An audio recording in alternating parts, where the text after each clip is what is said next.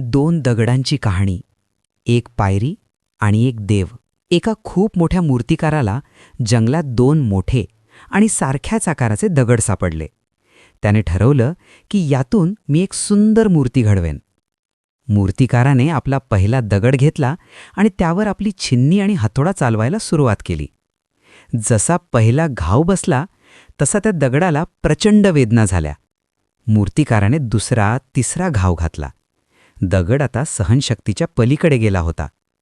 तो दगड ओरडून म्हणाला, "थांब, पुरे झालं. मला खूप त्रास होतोय. माझे तुकडे होतील असं वाटतंय. मला असं छिन्नविछिन्न करू नकोस. मला माझ्या अवस्थेत सोडून दे." मूर्तिकाराला त्याची दया आली. त्याने तो दगड बाजूला टाकला आणि दुसरा दगड घेतला. मूर्तिकाराने दुसऱ्या दगडावर घाव घालायला सुरुवात केली. या दगडालाही तेवढ्याच वेदना होत होत्या, पण तो शांत राहिला. मूर्तिकार रात्रंदिवस त्यावर घाव घालत होता, त्याला कोरत होता. कधीकधी तर इतक्यात जोरात घाव बसायचे की दगडाला वाटायचं आता आपण संपलो. पण त्या दगडाने मनात एकच विचार केला, हा त्रास तात्पुरता आहे, पण यातून जे निर्माण होईल ते अजरामर असेल.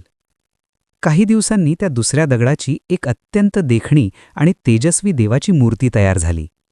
योगायोगाने त्या गावात एक नवीन मंदिर बांधलं गेलं. मूर्तिकाराने बनवलेली ती सुंदर मूर्ती गर्भगृहात म्हणजे मुख्य ठिकाणी स्थापन करण्यात आली. आणि ज्या पहिल्या दगडाने त्रास सहन करायला नकार दिला होता, तो दगड मंदिराच्या बाहेर पायरी म्हणून बसवण्यात आला.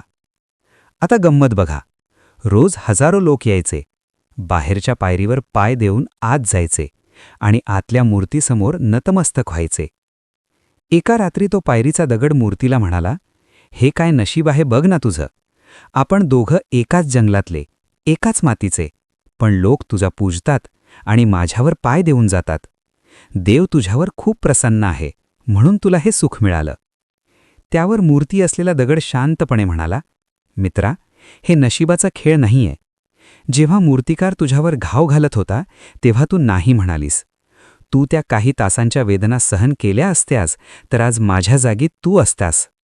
आज मी देव म्हणून पूजला जातोय, कारण मी त्या कठीण काळात स्वतःला तुटू दिलं नाही.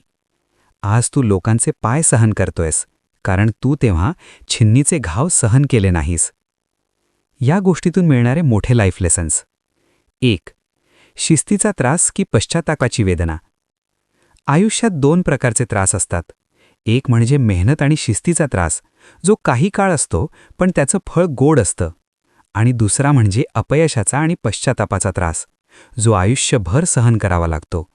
निवड तुझी आहे. 2. नाही म्हणण्याची किंमत. जेव्हा परिस्थिती तुमच्यावर घाव घालत असते तेव्हा तिथून पळून जाणं सोपं असतं, पण पळून गेलेला माणूस कायम पायरी बनून राहतो. जे त्या वेदना पचवतात तेच शिखर गाठतात.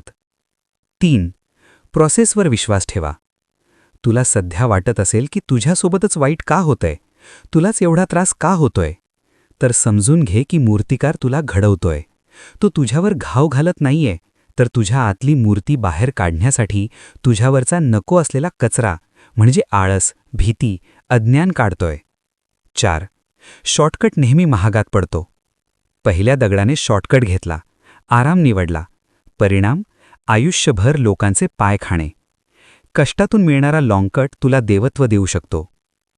जर तुला हिऱ्यासारखं चमकायचं असेल तर तुला कोळसासारखं जळावं लागेल आणि दगडासारखे घाव सहन करावे लागतील.